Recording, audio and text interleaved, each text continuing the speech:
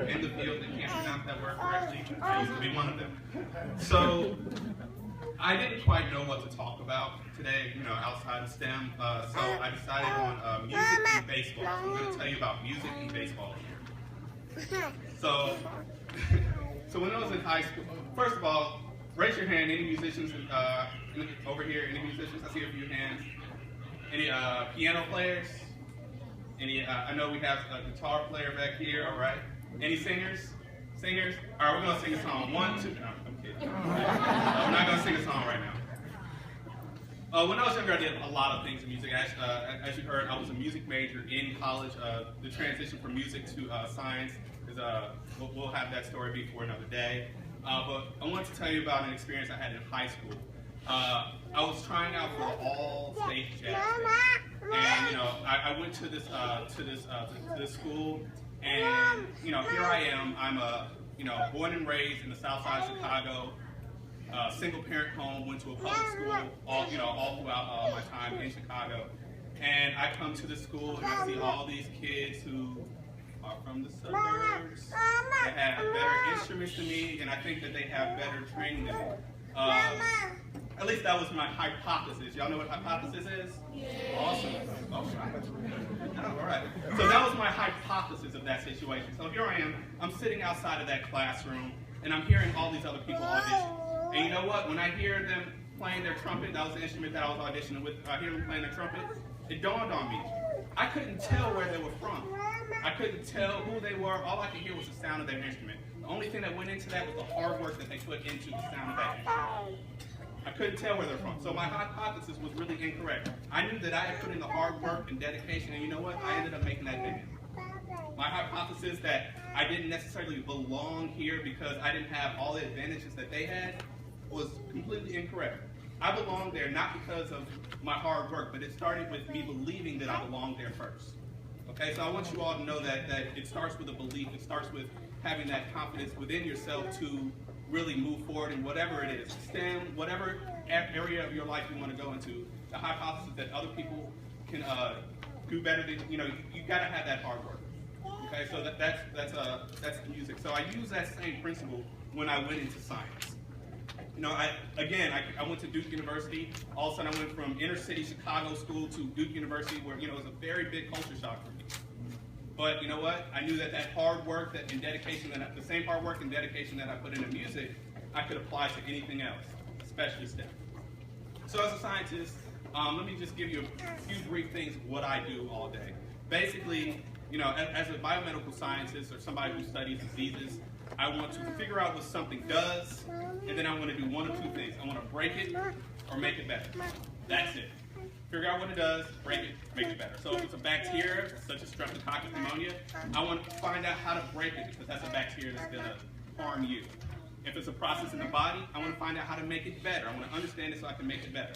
So there are a lot of details and a lot more branches that go into that, but I want you to know, that's really, that's the core of what it feels to be like a scientist. So any of y'all have a secret? Not adult secrets. We're just talking about the kids' secrets. But when you have a secret, you're the only person that knows that, right? And you share that secret with a friend, and the friend's like, "Oh wow, that's such a great secret." Imagine how it feels to have that secret, and not only do you spread it with your friend, your class, your school, your city, your state, your country, your continent, the world. That's how it feels. You have that eureka moment. You have that scientific discovery that you get to share with everybody. And I'm telling you, it's a wonderful feeling. You think, when you spread that, when you say that secret to your friend, that really cool piece of information, not the gossip kind, but like the actual real good kind of, secret. But it feels good. It feels good that you not only help your community, you help everybody in STEM. My job is to really help people. It's to help people live. So I'm hopeful that one day one of my discoveries will save somebody's life. And it starts right now. It starts with what you're doing right now. The hard work and dedication starts with you right now. So I want to close with, I said I was going to talk about baseball as well, so let's talk about baseball. Right. So when I was younger in Little League, any of y'all play baseball? Anybody in baseball? A few. So when I was younger, I was in Little League. The first 2 years in the league, I did not get a single hit. Not one. You know, why are you laughing?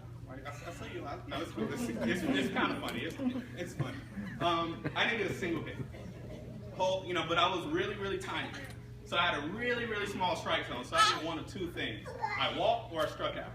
That's it. And we had one of those sing-songy umpires that when I struck out, he went strike three. You know, nothing's worse than that. You know, he's like, you know, as if it wasn't embarrassing enough.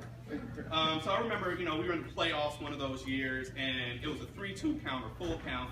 The next pitch could determine whether or not I'm, you know, on base or out. And you know what? It was a pitch that was clearly outside, in my opinion. And umpire called strike three. And as I was walking away, I heard him say, "You gotta swing the bat." He was telling me you have to try, you have to put yourself out there. And that's what I see you all doing here today. You're putting yourself out there. You're doing the hard work, you're learning. So what did I do? I wanted to get better. So I got hitting lessons. So I actually got hitting lessons, and I actually went to a harder league. Well, you know, that's what they said in the city. It was like a harder league. We moved, you know, it was good. So now, all right, I'm doing well. You know, I'm getting hits. I'm doing, you know, I'm getting on base. I remember one game I had 2 home runs, a double, and a single, 4 RBIs. I was on fire that game, and guess what? We lost. We lost that game 8-4. And I was happy for my stats, but I was devastated. I was like, what more could I have done? What could I have done? I went 4 for 4. I got 4 RBIs. I was like, what more could I have done? It wasn't about what I could have done. It was about what the team could have done. Now that team was a very supportive team. We all had each other's back. And you know what? That game, they just, you know, there were other people that had a bad game, and there were plenty of games where they picked me up. So I went from being a person who didn't get a hit. Was I valuable to my team? Yeah, I got on base. I could score runs.